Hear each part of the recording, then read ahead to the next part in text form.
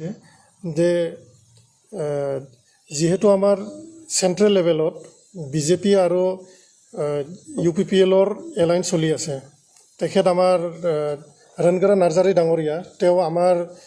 কাজলগাঁৱৰ মণ্ডলৰ অন্তৰ্গত তেওঁ হয় তেওঁ ইয়াৰ পৰাই আজি MP হৈ কিনে বিজেপিৰ পৰা বিজেপিৰ সহায়ত আজি MP হ'বলৈ সক্ষম হৈছে সেন্ট্ৰেল লেভেলত আমাৰ ধুনীয়াকৈ সেন্ট্ৰেল লেভেলত এলায়েন্সটো আমাৰ চলি আছে ঠিক তেনেকৈ আমাৰ ষ্টেট লেভেলতো আমাৰ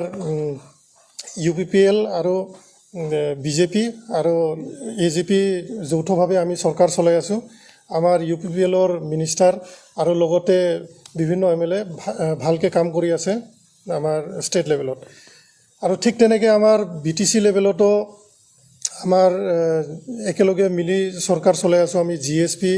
UPPL আৰু বিজেপি ভাল সুন্দৰভাৱে চলি আছে কিন্তু ঘটনাটো হৈছে আমাৰ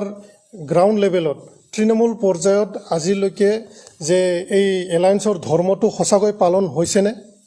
সেইটো আমাৰ ডাঙৰ এটা প্ৰশ্ন আমি গ্ৰাছৰুট লেভেলৰ আমি কাৰ্যকৰ্তা হয় সো আমি অনুভৱ আমাৰ হোৱা নাই যে তৃণমূল পৰ্যায়ত যে এলায়েন্সৰ ধৰ্মটো বা মিত্ৰতাৰ ধৰ্মটো যে সঁচা অৰ্থত পালন হোৱা নাই সেইটো আমি অনুভৱ কৰিব মানে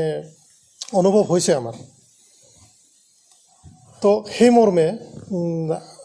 যেহেতু এলায়েন্সৰ ধৰ্ম মৰ্মে আমি যেহেতু বিজেপি কাজলগাঁও মণ্ডলত আমি আছোঁ তো সেই মৰ্মে আমাকো মানে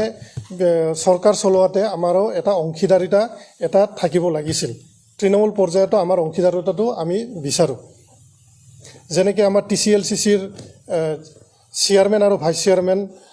আমি আমাৰ ফালৰ পৰা আমাৰ অংশীদাৰিতা আমি পোৱা নাই কোনো মেম্বাৰো আমি পোৱা নাই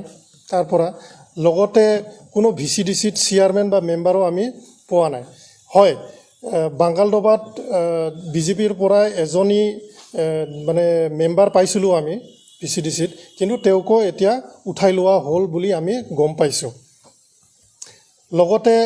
আমাৰ মিউনিচিপালিটি কাজলগাঁও অন্তৰ্গত মিউনিচিপালিটি বৰ্ডত আমাৰ কোনো ভাইচ চেয়াৰমেন তেনেকৈ নাই চেয়াৰমেনো আমাৰ নাই আৰু লগতে মেম্বাৰবিলাকো খুব নিম্নমানৰ এজনে মাত্ৰ আছে ৱাৰ্ড নম্বৰ 1ৰ পৰা মাত্ৰ এজনক আমাৰ ৱাৰ্ড মেম্বাৰ হিচাপে বা ৱাৰ্ড কমিশ্যনাৰ হিচাপে দিয়া হৈছে তো এই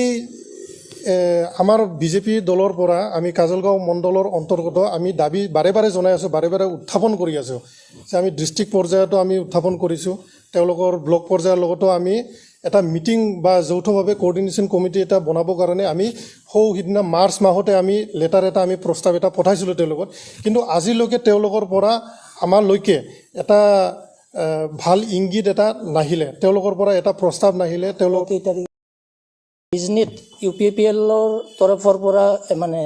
মাতা হৈছিলে তেখেতসকলে বিজনী হিচাপত বহিছে বিজনী বিধানসভা হিচাপত